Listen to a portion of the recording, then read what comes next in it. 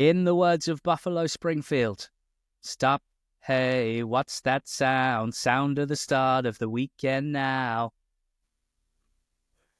Desperately trying to find new ways of doing sound of the start of the weekend.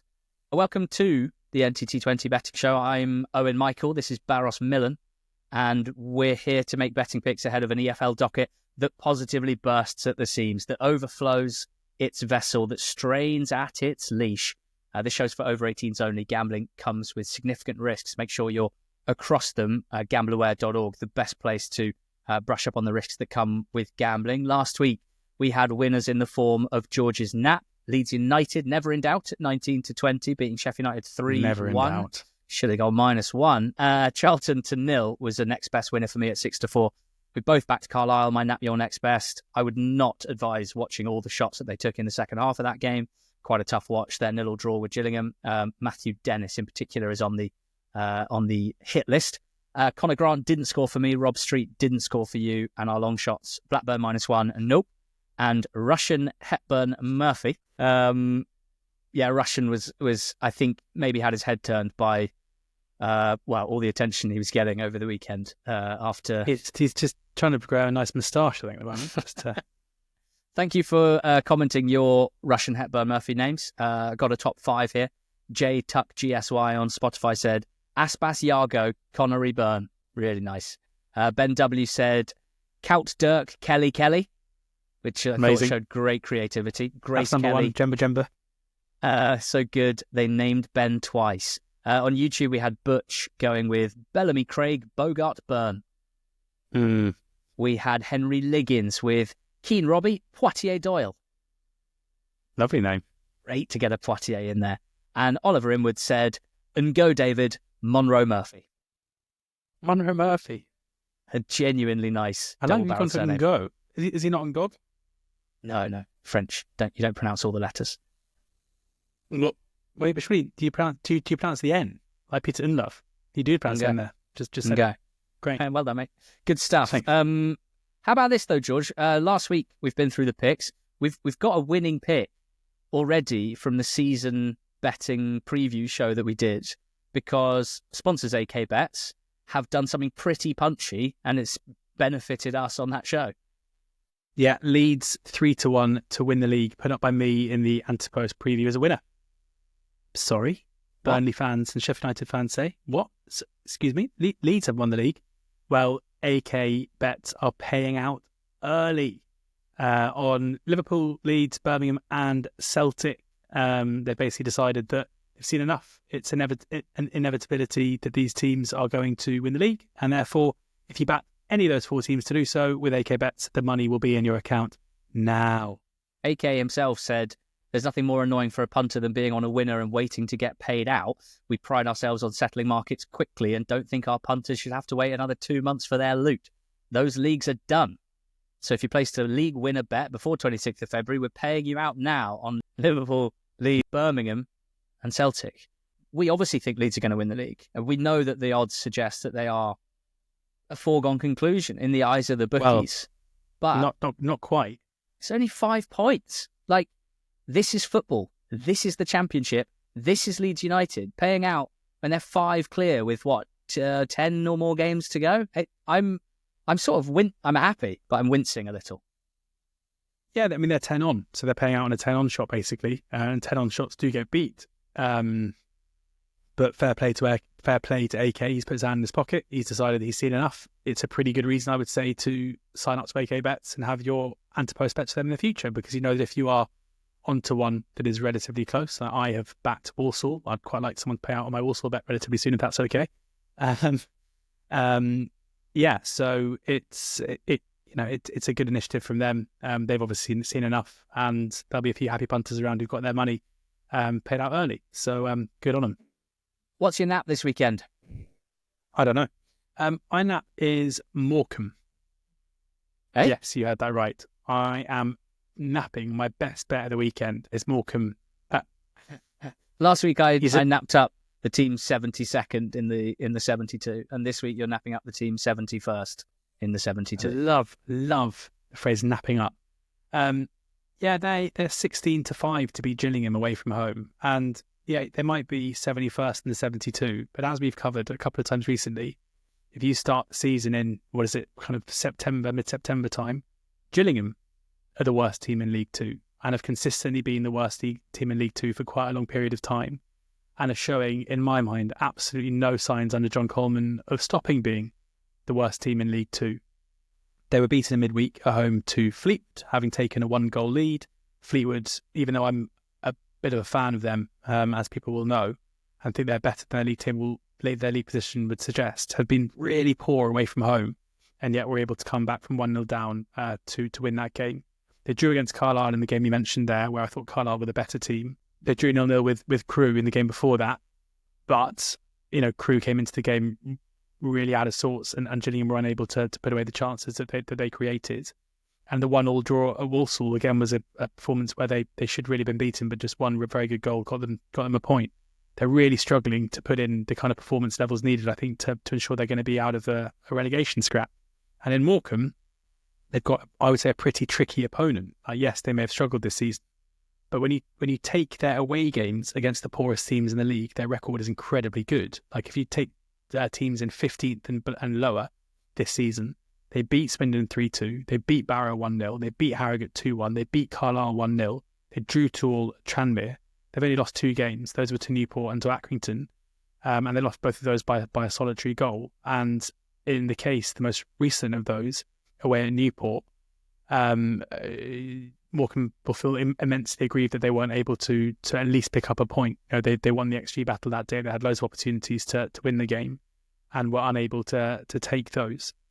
So, I would say from an away standpoint, Morecambe's performances against weaker teams in the league is pretty strong. And should they be true to form, they should give Gillingham a really tough time. Now, the final thing in this, look, I'm happy enough to back Morecambe on that basis anyway, and to get against Gillingham. But we also have the kind of game state in terms of the league, where kind of very amateur psychology this, but in a weird way, in my mind, Gillingham are kind of 1-0 up going into this game, right? And not in a literal way, because if they concede, it won't be a draw, Morecambe will be ahead. But going into the game... Thank you so much for clearing that up, honestly. Thank you. But going into the game, Gillingham are the ones defending their advantage, right? So there is currently a 9-point gap between Gillingham and Morecambe. Gillingham, in terms of keeping Morecambe at bay, just have to do whatever possible in order not to lose this game and not to enable Morecambe to make ground up on them. Whereas for Morecambe, they come into the game absolutely needing to win it. A point does nothing for them whatsoever. So in a very kind of weird way, where you've got to do some mental cartwheels and gymnastics, I would almost say from the get-go, logically, Gillingham have something to hold on to and Morecambe have something to chase. And I think that massively plays into Morecambe's hands in terms of if they could ramp up the pressure and get on the front foot, then they should be able to work their way into the game. So, yeah, I mean, I'd be pretty willing to take on Gillingham at against anyone. But I've consistently basically thought that Morecambe are better than the market has them for most of the season, and this seems like a great opportunity to get with them. I'm betting against Oxford United. I'm betting on Coventry City to beat them at 11-10 with AK bets. That's my naps, my best bet of the weekend. I think that Coventry were really impressive against Preston. You might say at home to Preston, a game they were expected to win, a short price to win, and they were. You'd be fair to point out that the final score was only 2-1. It doesn't look like a game where they've absolutely dominated. But the way it shaped up, it really was 75, 80 minutes of domination, essentially, and a really impressive performance from Coventry. And I really like the way they're going about things under Lampard, as discussed on the Monday podcast on FOTMob Corner. I think they're getting stronger as they go, sort of month to month. Part of that is not necessarily down to Lampard himself and tactical stuff that he's implementing. It's just personnel. Matt Grimes joined in January. He's straight into the team. And unsurprisingly, when you sign a guy that's been doing broadly the same thing to a very high level, barely missing a minute in this league for 10 years, he can slot in quite nicely to a better team than he was playing in before and do those sorts of things and bring even more out of the better players that he has around him. They've got returning players as well. Ephron Mason-Clark has come back in and just picked up where he left off under Lampard. Get your Ephron Mason-Clark name by... No, don't worry. God. Don't worry. I'm thinking Hollywood heartthrob, craftsman, like job titles, and That's okay. what would Clark be? Shoes, school shoes, School shoe shop. shoe brands, Shoe shop. shoe brands. Shoe shop. Okay, so Hollywood heartthrob. So mine is Hartnett Carpenter. Who? Mine is Oh, that's good. Gosling Taylor Puma. Doesn't really work. Do they have Puma shoe shops? I mean, it's just a shoe brand is what I was going for. Okay. I had Puma shoes as a kid. I remember the specific ones. They were That weird, absolutely strap. disgusting. Yeah, Velcro, yeah. I think, I was had those. involved. Yeah. What fresh hell of the marketing world was going on that Genius. for a 12-year-old Ali was We literally all had like, couldn't think of anything else until I had him. And then I had him and was like, what is this? I don't know. Where were we? Mason Clark's in good form. So that's just as well. Ellis Sims is in good form. Jack Radoni's in good form. Sheaf's coming back, came off the bench over the weekend, just makes them so much stronger. And I really do think it's a squad of 19, 20 really good in-form players at the moment. I think that's good news. They're not facing many shots recently against poorer opposition. Against Swansea, QPR, Preston, it was 6 shots faced, 12 and 7. They did face 20 and 23 against Leeds and Sheffield United. I personally think the game against Oxford is more relevant when we look at games against Swansea, QPR and Preston than away at Sheffield Wednesday and at home to Leeds.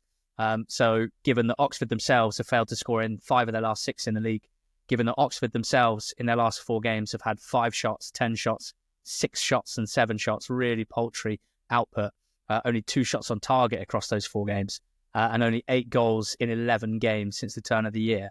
I'm really confident that Coventry should be not constantly troubled, shall we say, by this Yellows attack. And at the top of the pitch, I think with some absences and injuries in the Oxford back line, Sims, if he plays well as he has been recently, can really disrupt the Oxford back line. So much quality behind him with Radoni, Mason Clark, Sakamoto, among others.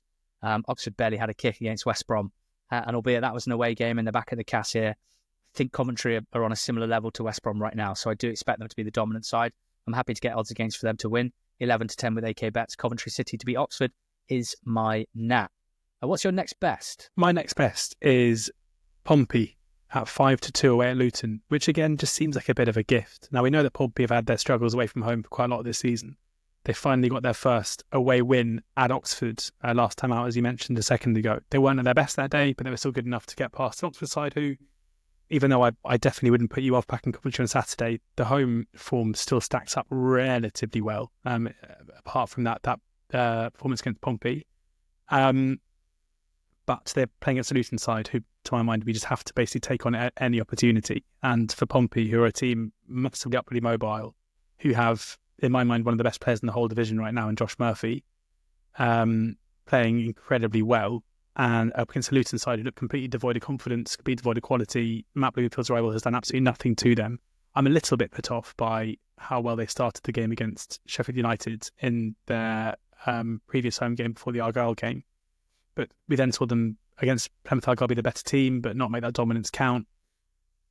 Yeah, and it's just a pure price thing. Like, I wouldn't be rushing to back Pompey, at a shorter price necessarily. But it's interesting to note that Portsmouth went off about 2-1 at Oxford, and yet they're kind of 5-2 away at Luton. And as poor as Oxford has been recently, I definitely wouldn't have Luton in terms of like a significant advantage over Oxford in terms of the prices, but then we're still getting a bigger price here. So, I'm happy to get against Luton where possible, and Pompey, I think, are being written off a bit early, and I think we may have seen the end of their troubles on the road, especially, we can date that back previously to the Oxford game as well with their good performance at Bramall Lane. 5-2 seems like a huge price for Portsmouth to continue their run of good form and to stick another nail in the coffin of Luton as they really flounder in terms of trying to stay in this league.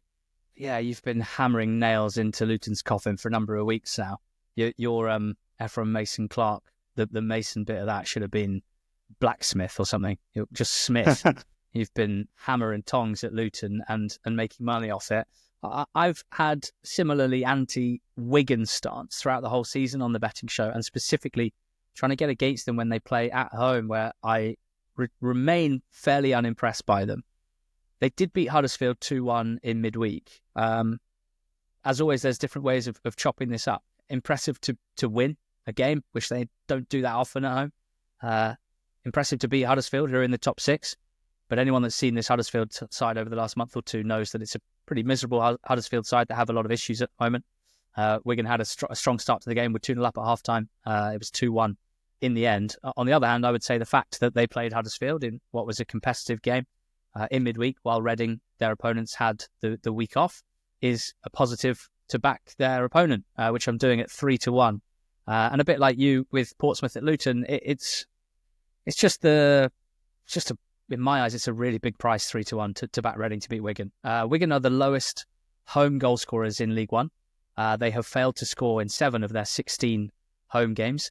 They've lost to 0 against 5 of the top 7 at home, with just this win against Huddersfield, the only team in the top 7 that they've played and beaten at home. Reading are obviously just outside the playoffs.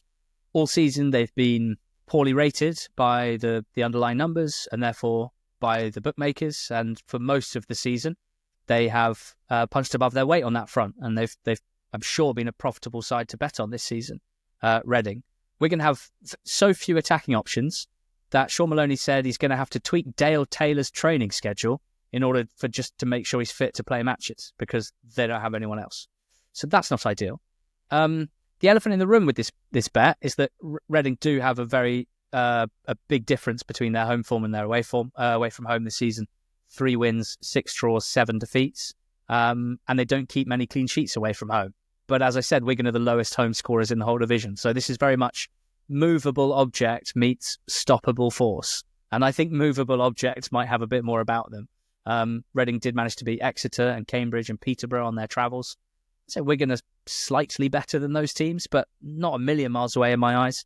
And their results, Reading, this is what makes me feel really good. Their results, both home and away, against teams 14th and bottom in League One is exceptional.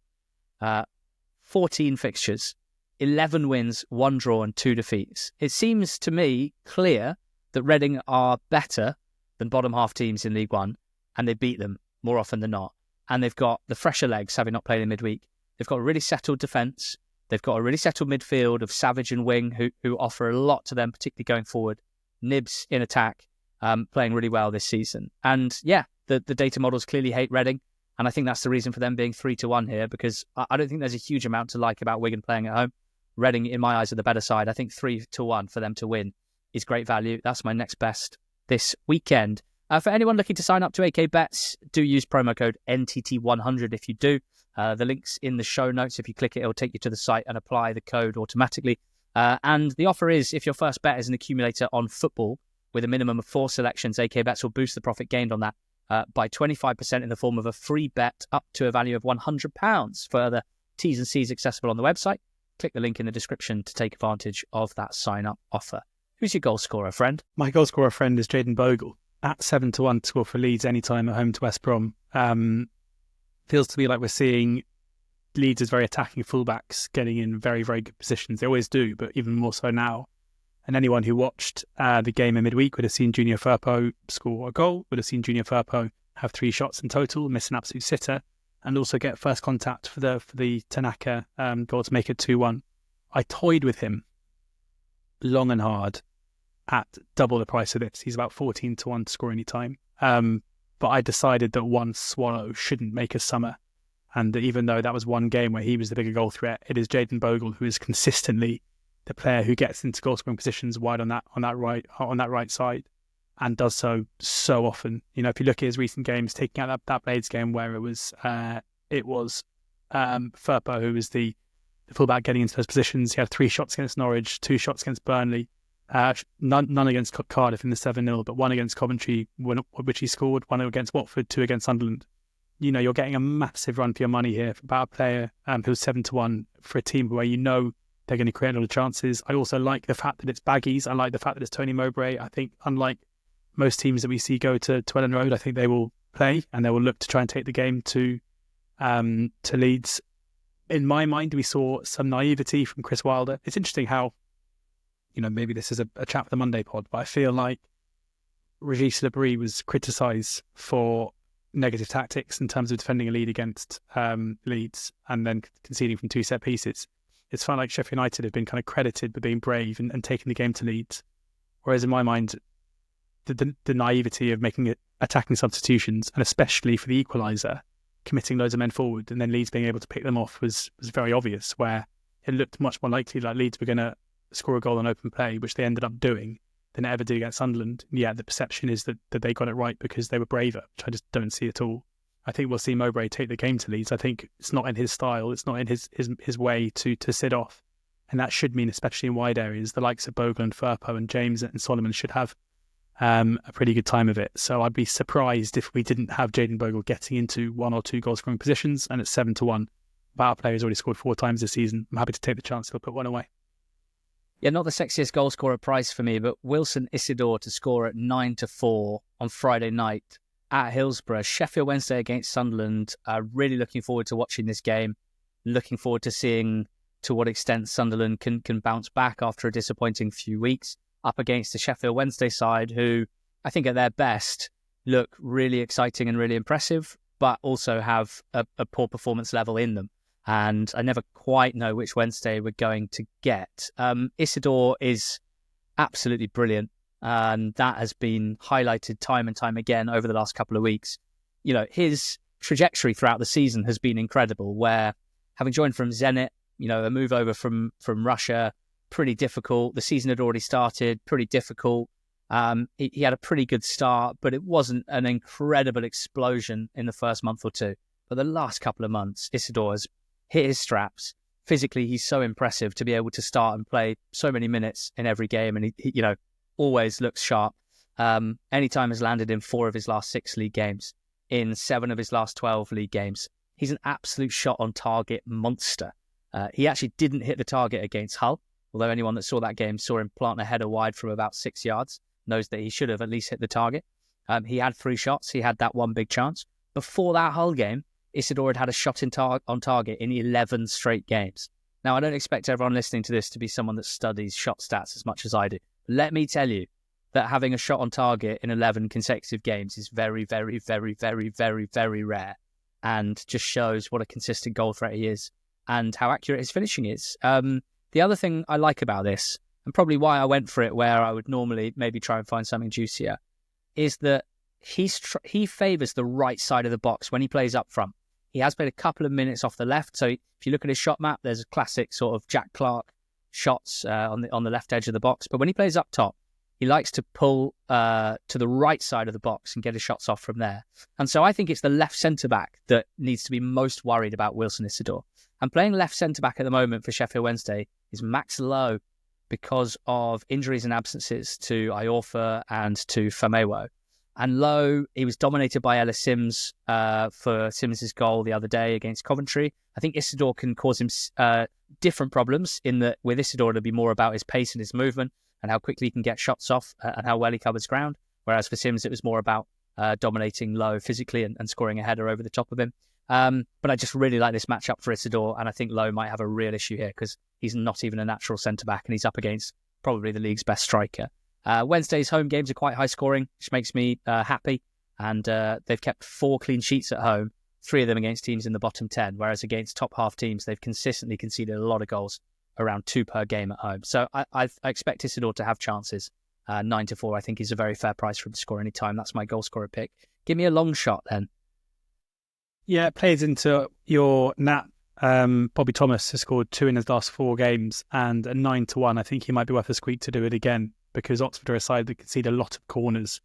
And we did a FOTMOB corner on Monday about Coventry's proficiency with headers. Bobby Thomas is someone who has had a lot of chances. I think it was 21 shots this season with his head. He scored 4 of those. And it was similar to the Tanganga pick a couple of months ago, where if Coventry are to get 7, 8, 9 corners in the game, which quite a lot of teams that go to Oxford get, then you would have to think that Bobby Thomas would probably get first contact on a couple of those at least and have an opportunity to score. So he is a man in form. He's a man who's clearly got the knack at the moment, and he's clearly the target from these set-piece situations. So often when players, centre-backs, are kind of proficient, as Ali, you will know, the price comes in very, very quickly. And yet with Thomas, it feels like it's still hanging about and it may well be the case that if he does get another couple of goals in the coming weeks, this, the 9-1 about him, especially in a game where we can anticipate the situations will be there for him to get on the end of some balls into the box, maybe gone. So 9-1 still seems plenty big enough for me for him to continue his rich vein of scoring form. Okay, my long shot is only just fits the criteria. It's at 4-1, which is our kind of low threshold for a long shot. It's Charlton to win 2-0. Same price as my nap. Yes, quite. It's Charlton to win 2-0. More likely to win, though. Let's see. Hey, let's see. Massive game in League One, by the way. Leyton Orient against Charlton. There's some games I'm really excited about this weekend. We're looking here at 6th v 7th, where both teams have the same number of points, where Orient have played a game more, but have a 4-goal better goal difference than Charlton. It's massive. It's absolutely massive. These have been two of the best teams in the division over the last couple of months after slow starts. And the reason I'm backing Charlton to nil starts with Orient. Absolute stinker of a schedule for them, Orient. They have played in the last 3 midweeks. It's not just the fact that they haven't had any time off, that it's been game after game after game. It's also the fact that in the midweeks, they played Mansfield at home on the 11th, won 3-0, happy days, beat Lincoln 3-2 that weekend. Since then, Wrexham away on the Tuesday night, which they won 2-1, an incredible gargantuan bodies on the line effort. Then they went up to Bolton and played over the weekend. Started well, 1-0 up at half-time, collapsed a bit, lost 2-1.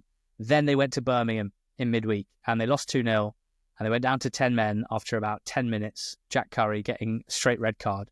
That means not only is Curry suspended, but also they played a whole match against the best team in the league that love to have the ball with 10 men. And I think add to the kind of compound fatigue of having travelled the last 2 midweeks to Wrexham and Birmingham as well. I just think it might be a case where they are not as fresh as they could be. Whereas Charlton haven't played a single Charlton haven't played a single midweek game since the 11th. They went to Birmingham on the 15th. They lost 1-0. Then they had a really comfy, easy home win last Saturday against Exeter, 3-0. And they're playing well. And their attack has improved, which it needed to. And their defence has continued to be very strong. And if not, it's getting better and better, which bodes very, very well. Now, if you look at the shots that they're facing, just stopping the opposition completely at source. They had a bit of an outlier against Blackpool 5 games ago where they faced 5 shots on target and 15 shots total. But outside of that, in their last 7, there are 6 games where they faced less than 10 shots. There are 6 games where they faced 3 shots on target or fewer. They have a really settled back line in Kane Ramsey, Lloyd Jones and Macaulay Gillespie. They've got really settled wing backs in Small and Edwards, really settled midfield in Coventry and Doherty and Berry. It's all in place at the moment, and the performance level seems really automatic right now, with Campbell and Godden starting up front at the moment and Leeburn coming off the bench as a hell of an option. And I just think, Wellens is an exceptional manager, and I don't think for a second that Orient are going to be really poor in this game, but I just think Charlton might be fresher, might be able to impose themselves physically on a tired Orient side, get ahead and stay ahead, and that's my long shot. Charlton to win 2-0 at Orient at 4-1. Finish off with a BTTS and win double is our combined bet for the week. It's at 25-1 with AK Bets. You can back it on the specials section. What are you putting up for this one? A Crawley to win and BTTS is, I think, a good way to play this. Like, we've spoken a lot about Crawley and their attacking, the general attacking mentality. The games that they win are generally, the last game they won at home against Stevenage was a 3-1 win. They beat Charlton earlier in the season 2-1. Their last 6 games have copped BTTS, a couple of those 1-1 draws. Up against the Cambridge side, where it's a pretty bad time to play Cambridge, given the appointment of Neil Harris and their 2-0 win over Stockport last weekend, albeit that was a little bit of a noisy result, given Stockport created an absolute wealth of chances and were unable to take any of those. But again, this is a kind of similar one to the Gillingham Morecambe game, where Cambridge go to Crawley knowing that they absolutely have to win. Like, a 0-0 draw does nothing for them, and therefore we should see them throw caution to the wind a little bit, and we know that Crawley will attack from the off, as they always do. So BTTS feels like a good way to play this, and I'm happy to take Cambridge on despite their win on last weekend, given the underlying numbers. And then Josh Stokes, again, a player who's banging form, who should cause Crawley some problems. So I think it's 100-30 for the single, and very happy to add it into our double. Yeah, we're mixing that in with a Harrogate to win and both teams to score. They're at home to Accrington on Saturday. Another one where Their opponents, Aki, played in midweek. They got a huge win against Tranmere, which gives them breathing room. It was a tight game. They capitalised on an error from Omari Patrick to score the winner. There was a lot of tension riding on that game and a huge amount of relief for Accrington Stanley because they were starting to teeter a little bit with some really poor form before that game. In beating Tranmere, they've put 5 points between themselves and Tranmere and 7 points between themselves and the relegation zone. So they're in much better shape than they were this time last week. But I still don't think they're a very good team. I don't think beating Tranmere 1-0, thanks to a big error at the back, makes them necessarily a team that needs to be, reconsidered in terms of their rating. And the fact that they played in midweek where Harrogate had the week off, I think plays into our hands here. Now, Harrogate aren't a big BTTS team, annoyingly, here, but Aki have scored in 14 of 17 away. I always think Aki are more impressive going forward than they are defensively, where they can be really soft. And I just don't think they're a good team at the moment. And I think that Harrogate should do the business at home here. I don't think Accrington's squad is great. I think they got weaker over January with the departure of some loanees, departure and injuries. And I like Harrogate to win. So I'm hoping for an early goal to open it up. Harrogate and Accrington Harrogate to beat Accrington and BTTS, and Crawley to beat Cambridge and BTTS is our double. That's backable at 25-1 on the special section of the football part of the AK Bets website. Let's attack this kind of sunny weekend with alacrity, with vigour, with joy, George, and let's do so after recapping our selections.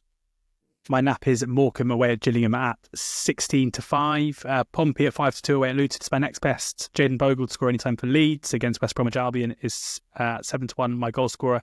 My long shot is Bobby Thomas to score anytime for Coventry against my beloved Oxford at 9-1. And I hope he does, because it will make Coventry more likely to beat Oxford, which is what I'm betting on as my nap at 11-10. Reading at 3-1 in League One to beat Wigan. Wilson Isidore at 9-4 on Friday night. Sheffield Wednesday against Sunderland, live on the box. Don't miss it. And Leyton Orient v Charlton, monster game in League One. I'm backing Charlton to win to 0 at 4-1 for my long shot. The win and BTTS double that we've put together this week is at 25-1. It's Crawley to beat Cambridge and BTTS, and Harrogate to beat Accrington and BTTS. With thanks to AK Bets for paying out on Leeds early and for sponsoring this podcast. And thanks to you for listening. Have a magnificent weekend. If you really want to send us some Ephron Mason Clark names, there's a pretty broad scope. So, go for your life in the YouTube comments, in the Spotify comments. And why not like and subscribe or give us a 5-star rating? Just be nice heading into the weekend. That'll give us a real boost. Thanks. Go on. Go well.